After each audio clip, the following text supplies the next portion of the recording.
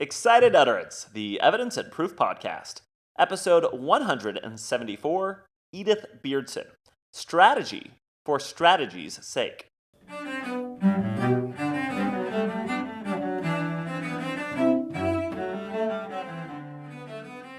Welcome to Excited Utterance. I'm your host, Alex Nunn, from the Texas A&M University School of Law. Excited Utterance is your podcast for cutting-edge scholarship and developments in the world of evidence and proof. We bring virtual workshops to you throughout the academic year. Joining me today on Excited Utterance is Edith Beerdsen, an associate professor of law at Temple University Beasley School of Law. Edith and I, in particular, sat down to chat about her recent paper entitled Strategy for Strategy's Sake, which was recently published in the Georgia Law Review.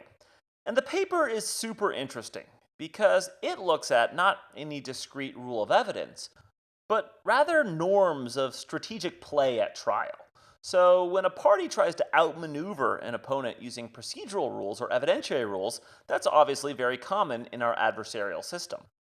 But what about instances when a party uses strategy in the broadest sense of the word to win their case, not based on the strength of their evidence, but instead on the basis of their litigating strategy? Is that just an inherent part of our adversarial system of adjudication? Or alternatively, is there a point when it crosses the line and the legal system should push back on strategic maneuvering if it's starting to distort correct outcomes in the courtroom? It's a hugely important question that strikes to the core foundation of our adjudicatory system, and I hope you enjoy my conversation with Edith as we explore these questions. Edith, welcome to Excited Utterance. Hi, thanks so much for inviting me. So your article opens with this really amusing story. I loved reading about it. Basically, it's the story of an attorney mesmerizing a jury, or some would more fairly refer to it as just like distracting the jury. But basically, he's doing all this in the background while his opposing counsel presented their argument. So to kick us off on this really cool paper that we're going to talk about today, tell us about this really amusing story and specifically how it illustrates what you call in the paper the, quote, sporting theory of justice. All right, so this is a story that has been passed on by lawyers from generation to generation about this famous trick pulled by Clarence Darrow. So at the end of a trial, when it was time for his opponent's closing argument, Darrow would start smoking a cigar that he had up front rigged with a metal wire. And as he continued to smoke, the jurors would be just transfixed, looking at his cigar, staring at the cigar, wondering when the ash would fall off instead of listening to the other side's closing argument. I want to be clear that this story is likely apocryphal. People who have looked into it say it probably never happened, but I started the paper with it because it's an illustration of a certain view of what a good lawyer is, somebody who uses clever tricks to outsmart his opponent. And I believe it raises some important questions because ordinarily, we think of a trial as a truth-finding mechanism, right? Both sides present their evidence and their arguments, and we hope that at least most of the time, the truth will prevail. But if that is true, how should we think of Darrow's kind of trickery? Why do we allow that kind of behavior? And it seems to me that it's not just that we allow it, but as a society, we actually think it's sort of cool. We have some kind of perverse appreciation for this kind of behavior. Of course, there's rarely just one thing that determines the outcome of a trial, but what if, in a maybe extreme situation, a trick like Darrow's actually had an impact on the outcome of the trial? So this story is intended to set up the central question in this paper. Could it be the case that our litigation system values strategy as a procedural value of sorts, even when it gets in the way of more established values like accuracy and fairness? So I completely agree with the notion that there is this sometimes perverse attraction to these type of amusing spectacle. It's almost like, your eyes are drawn to this in the courtroom because it provides a little bit of entertainment in a way that in many settings, lots of people would find quite fascinating. But as you just noted, there's serious questions about whether it belongs in a courtroom. So this all gives rise to this phrase. You mentioned it in your response, and I mentioned it earlier as well, a phrase, the sporting theory of justice. So what did Roscoe Pound, when he was kind of coining this term, say about litigation that caused him to mention the sporting theory of justice? And how did the profession as a whole respond to what Roscoe Pound had to say? So, since this is an evidence podcast, I should probably start by saying that the phrase sporting theory of justice was probably coined by John Henry Wigmore, but it was popularized by Roscoe Pound. Pound gave a lecture in 1906 at an ABA meeting, and in this speech, he basically summarized his gripes about the civil litigation system as it then existed.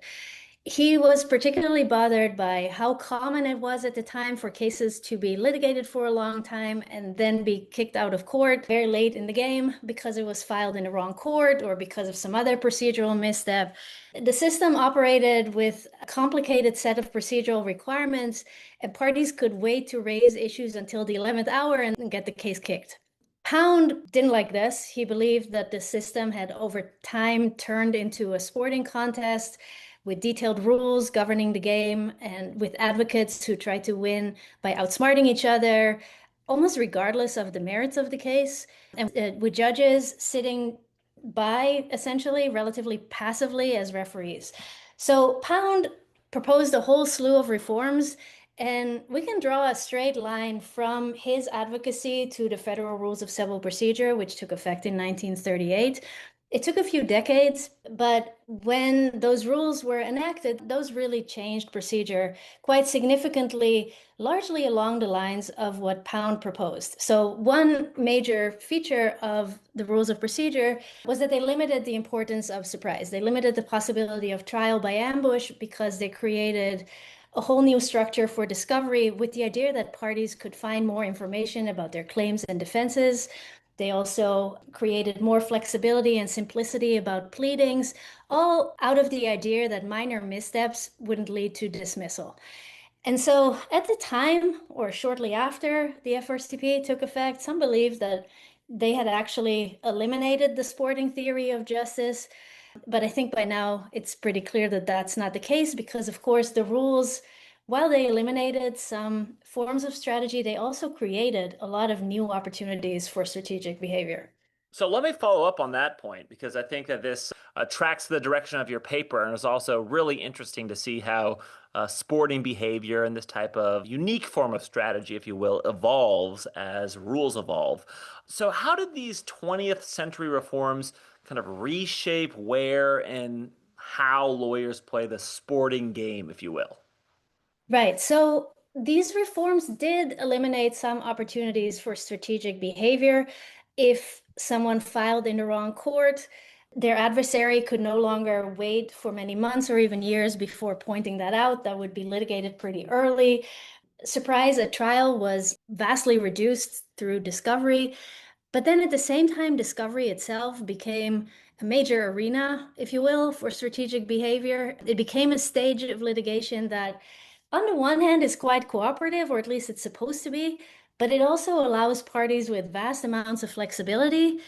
And then we have judges who have some managerial powers, at least in principle, but when it comes to discovery, they tend to be quite hands-off. A lot of judges don't really enjoy, it seems, dealing with discovery disputes.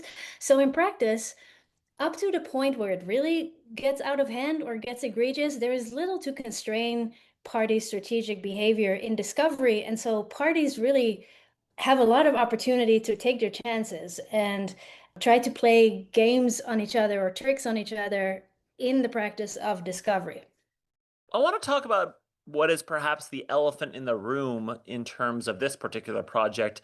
And it's the fact that, of course, we have an adversarial system, right? Part of our system of adjudication envisions that we're going to have parties that are trying to outsmart each other, trying to outplay each other, and yes, perhaps outsport each other if we're using that particular terminology. So, how do you view the proper role of viewing kind of the sporting theory of justice as something that we're trying to avoid, while also recognizing and appreciating that there has to be some level of back and forth maneuvering that's inherent within the adversarial system? Right. That is A really important question and something I really wrestled with while writing this paper. So we have an adversary system, and that inherently sets up a partisan contest. Each party does its best to persuade a neutral decision maker, and that almost inherently can include some strategic behavior. Some strategic behavior we can think of as relatively clean, right? Simply strategy aimed at presenting the facts in the light most favorable to the party. I'm sure we'll get to this, but some strategic behavior might even serve the purpose of truth finding quite well. For example, some strategic behavior can make it more likely that the right result will be reached. But there's also surprise and trickery and forms of gamesmanship, and some of that we might call sporting behavior. So that's behavior that doesn't serve any recognized procedural value and may even get in the way. Roscoe Pound saw room for adversarial practice in litigation without the sporting behavior that he really disliked. So it should be possible to think of the two as related but separate things. But at the same time, I don't think there is an unambiguous way to really separate strategic behavior that is sporting from strategic behavior that's not sporting. I don't think it's even an I know it when I see it kind of concept because sporting behavior is just not very well circumscribed.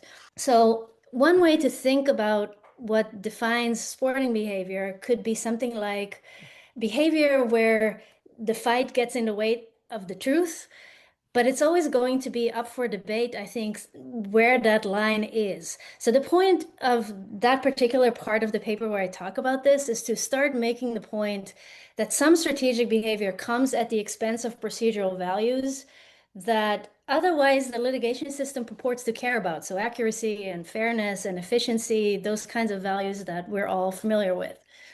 And let me perhaps try to disaggregate this notion as well of sporting theory. And this is something you explore very well in the paper, because sporting theory, although we all kind of know what the general category is, it has kind of different constitutive parts, right? You can think of surprise as sporting behavior, concealment, aggression, trickery. Thinking about those discrete types of sporting behavior, what are the cases that are easiest to justify and perhaps most difficult to justify as legitimate behavior that should exist within our adversarial system? Yeah, so surprise is a form of strategic behavior that, at least traditionally, has had the most justification as serving some truth-finding purpose. The idea is that if you were to inform a witness in advance of everything you're going to ask them, they may prepare some self-serving answers and you may be less likely to get at the truth. So there is this idea that if you ask a witness a surprising question, they are going to react a certain way, and their reaction will allow the finder of fact to assess how truthful this witness is. Julia Simon Kerr has written about this. It's probably not real science. That's probably not true, but traditionally that has been the justification for the use of surprise in cross-examination. As for some of these other forms of strategy, I think they're much harder to defend even than surprise, at least in some instances. Aggression and trickery, I think, are much harder to defend in particular. When it comes to aggression, there is no indication that witnesses actually testify more truthfully if you bully them. Perhaps the opposite might even be the case. Aggressive discovery requests can cause a lot of pain and harm, and they don't always lead to anything objectively useful either. So there are definitely situations where that is quite hard to justify. Trickery is also very hard to defend. I think this is Darrow's cigar or any other kind of distraction tactic, dropping books on the floor during the other side's presentation, but also more minor strategy. Bennett Capers has written about the various ways that lawyers can dress their clients to create a certain impression. And much of that stuff happens every day, and not all of it is harmful, but some of it can be, at least in the direction of deceit. Larry Solin has written about the fine line that lawyers can walk between lying and insincerity. And so there can be some real tension there with the truth as well. In short, lawyers can do things that do not get us closer to the truth, but in some cases, farther from the truth. So now we kind of get to the heart of the article, which is your catalog of what you call the strategy space in modern civil litigation. And despite a century of reform, which we kind of walked through earlier in the podcast, you identify six categories of strategic behavior that still thrive today. So if you would, tell us about those categories. Sure. So the first one is what in the paper I call case framing strategy. This is the stuff that largely happens before the case is filed. So choice of forum, which claims to include relatively uncontroversial stuff most of the time, but there is, of course, room for strategy there for a plaintiff to create or destroy diversity and personal jurisdiction, things like that. And defendants also have some space there to object or go with the plaintiff's choices. Second category is pacing. So making effort to speed up proceedings or to slow them down and delay things. So delay famously can be done in discovery. There can also be late breaking extension requests. There are also opportunities to play things faster rather than slower. So burying the adversary in documents or flurries of requests or motions, things like that. Then there's the category of what I in the paper call sideshows. So these are largely distraction tactics, pointless motions, needle in a haystack approaches to discovery. Those kinds of tactics can make things really hard for under-resourced parties. It can bring them to the settlement table when they otherwise might not. So their adversaries might be really motivated to do this kind of stuff. Then there are approaches to strategy that are based on surprise or concealment. So basically strategy that we already talked about to do with what to disclose and when, what to withhold, when to spring information on the adversary. Then there's a category that, for lack of a better term, in the paper I called having it both ways. So taking different positions in different circumstances. Some of that type of strategy is plainly contemplated by the rules of procedure. So pleading in the alternative, for example, within a case is explicitly allowed. But what if it happens across cases? So a party making legal argument A in one case and then argument not A in another case. In that situation, courts are sometimes less sympathetic, but it's not entirely obvious, to me at least, that one is really worse than the other. And within a case, parties sometimes can also strategically state different positions on procedural matters. So, for example, they might participate in arbitration as if they consent to arbitration, arbitrate all the way to the end, and then, after an adverse ruling, object to the makeup of the arbitration panel, for example. That's something that courts really don't like, but it does happen sometimes. And then finally, there's the category I call psychological warfare. So that is Darrow's cigar, but also smaller stuff, putting a criminal defendant in geeky glasses, sometimes called the nerd defense. There was a famous incident a couple of years ago in a trial involving Johnny Depp and Amber Heard, where the Johnny Depp team sprayed cologne in Amber Heard's restroom in the courthouse before she was about to testify out of an attempt to unsettle her. Sorry, it was specifically the cologne that Deb used, so she would recognize the scent and be sort of rattled by it before her testimony. So stuff like that, I think is fair to call psychological warfare, which is another type of strategic behavior. I want to be clear that these aren't necessarily all the categories that exist, but I intended them in this paper to be a starting point for thinking about all the ways that strategy plays into a civil litigation. Awesome. So that's a really fantastic framework. And I'm curious, like, if we can just ground it for a second. So let's take like the work product doctrine. How would that fit into your six categories that you just identified?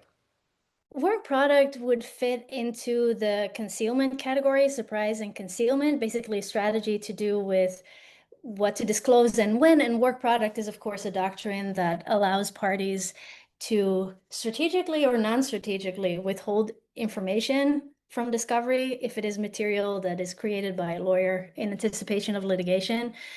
You can come up with some truth promoting arguments for this doctrine. It's a doctrine that allows a lawyer to think on paper, to come up with good arguments, to wordsmith them, to catalog evidence, and so on. And especially if both sides have lawyers who engage in this, maybe in the aggregate that could help the truth surface. But when the Supreme Court created this doctrine, it was in a case called Hickman. They described it in quite different terms. They didn't talk about truth at all, really. They suggested that it would simply not be fair if work product were to be discoverable because it would allow one party's lawyer to benefit from the other party's work. They use this phrase called borrowed wits, the idea that a lawyer should profit from their own work and not from the other side's work. And they also said that this kind of planning and strategy that lawyers might do on paper, that's what gives lawyers enjoyment in their job. And you can come up with truth-focused arguments maybe based on this. If you try really hard, maybe if lawyers enjoy their work, they do it better, and that helps everyone, maybe. But the idea that the other side shouldn't be able to benefit from a lawyer's work, I can't quite wrap my mind around that, except as an expression of appreciation for strategic latitude, right? Lawyers should be able to engage in strategy because we want lawyers to be able to do that. That's something that the Supreme Court here seems to be saying, in my view. The Supreme Court sees it as a lawyer's prerogative without really seeming to question it. So we have a situation here where the truth yields to other considerations, to lawyers' job satisfaction, or to this idea of the unfairness of borrowed wits. As evidence professors in particular, we are used to seeing a need for information sometimes yielding to other values, right? Like attorney-client privilege takes information off the table, but that information, the need for that information yields to the idea that we want people to be able to consult lawyers, or in the case of trade secrets, the protection of business intellectual property supersedes the need for the information.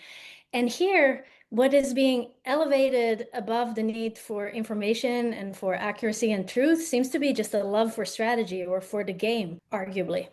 So that brings us to what I think is a really central claim that I find so insightful in this paper in particular. And it's what you call strategy for strategy's sake. And you basically argue in this piece that this is not all just an instance of the law tolerating strategic behavior as some necessary byproduct for this other normative good that we're trying to seek, adversarialism, but rather in many places, strategy itself is treated as a normative value worth protecting. So, what are the consequences of that move, and who's benefiting from, as you say, strategy for strategy's sake? Yeah, so I think who benefits are resource parties who have lawyers, especially lawyers who have a lot of time and resources to plan their case and work on them.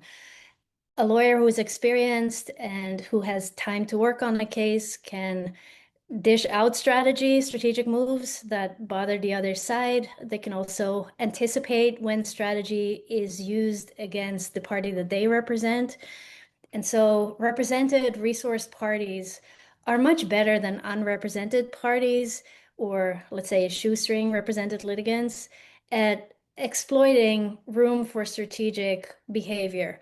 Well-resourced parties can benefit from flexible rules, from flexible norms. They can spot the gaps and use them in their favor. They can even create the rules. They can play for rules in Mark Galanter's term. The average pro se party, I don't think will be quite as able to do that, not quite at the same level of sophistication. So that can lead to real inequality between different kinds of parties. Another consequence, I think it can be really truth distorting, right? It makes it more expensive and time consuming to litigate. And maybe we don't think that efficiency is quite as important as accuracy, but in a world where most cases settle, a party who runs out of money because the other side is burying them in discovery requests may be more motivated to settle even when they actually have the law on their side. So parties' ability to do this, I think, really causes harm on a number of different levels. Last question for you, Edith. You end by urging us to maybe give certain questions a second thought when it comes to strategy, right? To actually confront this tension you've identified between fairness on the one hand and our enduring, sometimes we could say persisting appreciation for strategic play. So if we're going to keep valuing strategy for its own sake, What are the kind of tough questions we should be asking ourselves? And what does perhaps your forthcoming scholarship on gamesmanship take up next? Thank you for asking. So, if we accept that some room for strategy exists, even when it gets in the way of other values, at least some of the time, I think there are some important questions that we should be asking. First of all, what is that strategy space? And has it come into existence kind of haphazardly, or can we actually justify the shape that this strategy space takes currently in our system? First of all, should appreciation for strategy ever be able to trump other values in the way that it does? And if so, under what circumstances should it be able to do that? And are there places where we would be better off with less strategic space and less game playing than is currently present in the system? I'm thinking in this context of your paper, your recent paper about how adversarialism is really influential in the evidentiary context when it comes to objections by a party. So you mentioned my other paper about gamesmanship, a more recent paper. It just came out. And that paper builds on the paper that we're discussing today. And it talks about how courts police the strategy space in practice. So it examines this concept of gamesmanship. That's a term that courts really like to throw around in this context, and examines, first of all, when do courts view something as gamesmanship? And when they use that term, what do they mean and how do they use it? And in doing so, it tries to theorize how courts treat gamesman-like behavior or sporting behavior in practice. Well, Edith, this has been an awesome conversation. It's a really great project. I recommend it completely to our listeners. Thanks so much for joining us on Excited Utterance. Thank you. So I have to say, I love this project because it is right up my alley. The core question that Edith is exploring as she looks at trial strategy is really a deep one that I've encountered multiple times and many evidence scholars have. It's the question of, hey, what is the purpose of a trial? Is the purpose of a trial to achieve an accurate outcome, one that corresponds with the empirical reality of what occurred in the world when we're talking about questions of fact, and the correct application of the law to those facts? Or instead, is the core purpose of a trial to have a legitimate means of dispute resolution where both parties are able to present their case, and if one party presents their case better than the other, then they win regardless of who has the better evidence or who should, quote unquote, win a case? Now, somewhat interestingly, the vast majority of evidence scholarship assumes the latter, that the core purpose of our adjudicatory system and the core purpose of a trial is to arrive at a correct outcome. Full disclosure, I certainly fall in that camp, at least as it pertains to the purpose of the federal rules of evidence. And that's interesting because I debated this with Ed for many years, saying that I'm not entirely sure that accuracy is the core value here, but then he ended up persuading me. What can you do? But interestingly, we have so many norms and so many even rules of procedure that don't align with that vision. We have all of the strategic maneuvers that are permissible that Edith documented for us in her project. We have the fact that the federal rules of evidence and all state rules of evidence, these rules designed to achieve accurate, legitimate, reliable outcomes, they're not even enforced as a matter of course. They're only enforced at the election of parties. We have the fact that many rules of evidence, many rules of procedure sacrifice accuracy in the name of efficiency, in the name of a public policy, whether that's the public policy purposes protected by privileges or by the specialized relevance rules of 407 through 411, or we just have rules that sacrifice accuracy in the name of historical inertia because they've always been part of our evidentiary regime. And I think that Edith's project really recenters this question. What is the purpose of a trial? What do we want the role of strategy to be? What do we want the role of evidence law to be? We don't have to abandon the adversarial system, but we do need to be clear. What concessions are we willing to make to the pursuit of truth in the name of strategy, in the name of policy, and in the name of efficiency? Support for Excited Utterance is generously provided by Vanderbilt Law School's Branstetter Litigation and Dispute Resolution Program, as well as the Texas A&M University School of Law. The producer is Ed Chang, and the production editor is Anirudh Morella. Additional assistance was provided by Lizzie Herrera, and background music is provided by Kirsten Castle-Greer, Felix Wong, and Alex Crew. I'm your host, Alex Nunn, and I hope you'll join us again next time when we take on another work in the world of evidence and proof.